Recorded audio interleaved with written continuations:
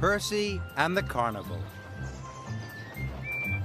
It was a beautiful morning on the island of Sodor. All the engines were very excited.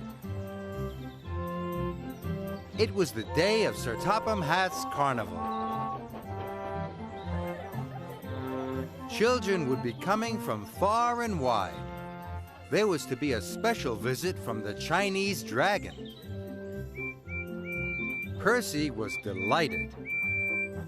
He thought the Chinese dragon was the most exciting thing of all. Sir Topham Hatt arrived at Tidmouth. He had come to give the engines their jobs. Edward was to pull the carousel.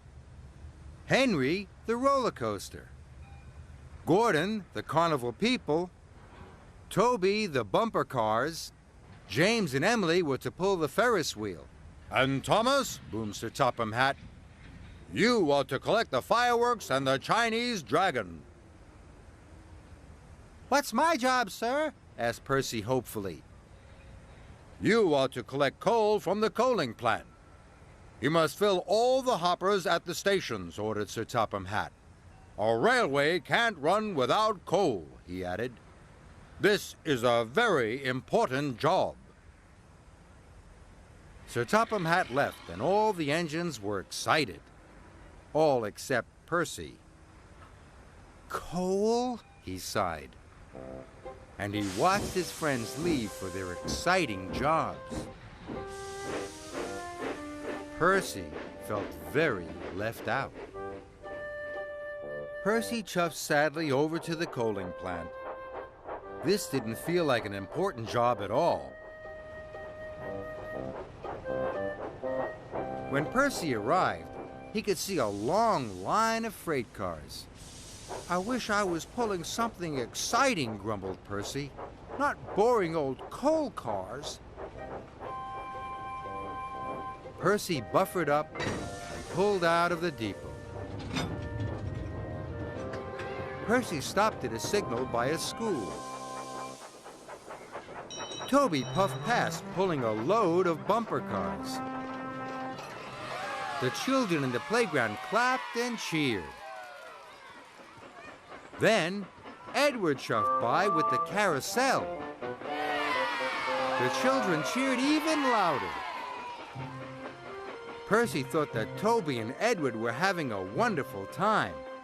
Then an idea flew into his funnel. Maybe Toby and Edward need some help. "Helping my friends is much more important than delivering coal," he wished. So Percy didn't deliver the coal.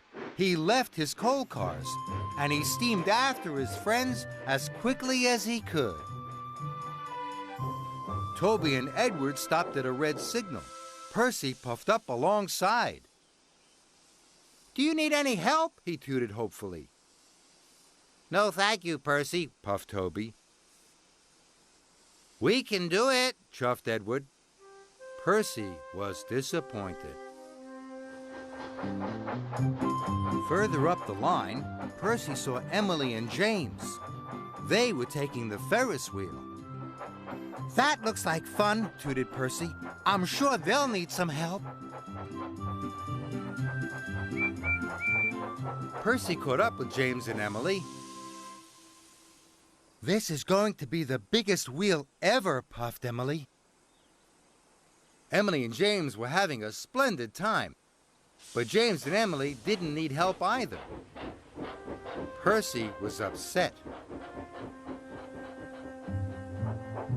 Then Percy saw Gordon waiting at a junction. Gordon was pulling the carnival people, but he didn't need any help either. Percy saw Henry crossing the bridge. Henry was happily pulling the roller coaster. Finally, Percy saw Thomas waiting at a signal. He was carrying the fireworks and the Chinese dragon. "That looks like the most fun of all," gasped Percy. But even Thomas didn't need any help. Percy was more disappointed than ever.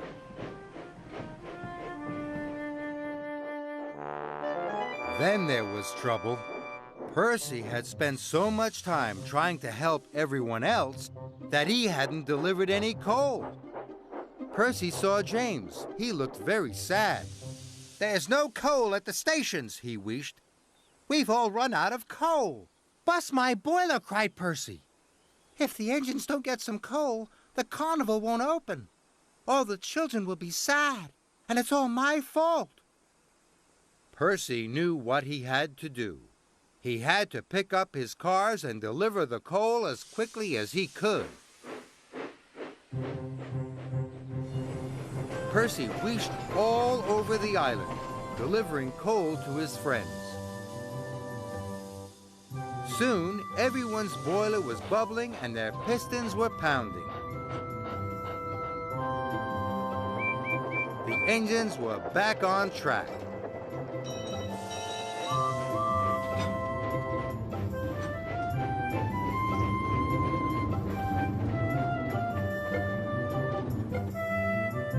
Everything was ready just in time.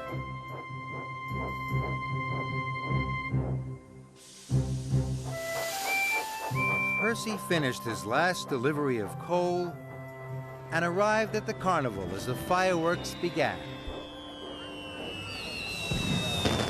The rockets soared. The band played, and the Chinese dragon danced.